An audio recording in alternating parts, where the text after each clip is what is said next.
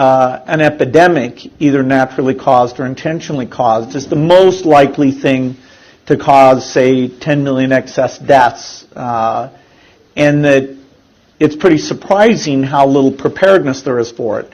Now, it's tricky because this is a global problem, so how do countries work together? Which countries should put up what resources? And every aspect of it, the resources to go engage in the affected countries, the allocation decisions.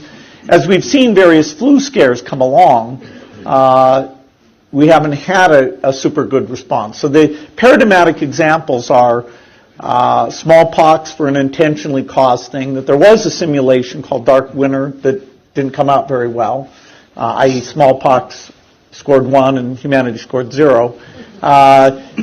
Flu epidemics, where we always talk about the potential recurrence of a 1917 like Spanish flu problem, and then Ebola, which although it was much smaller, there was some luck involved in that because it wasn't spread through respiratory contact. The reproductive rate was a lot lower, and it was basically people who were sick or dead who were doing most of the transmission.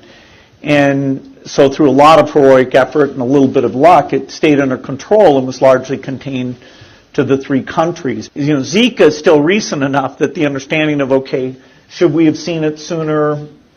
Even understanding what the steady state case looks like in terms of immunogenicity, why it showed up in South America and didn't show up in Africa.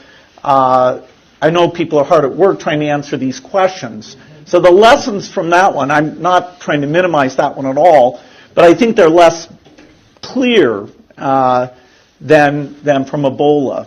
I think it's too bad in a way that we had to have these epidemics to get us to move, but the timing in terms of the science, the recognition that epidemics don't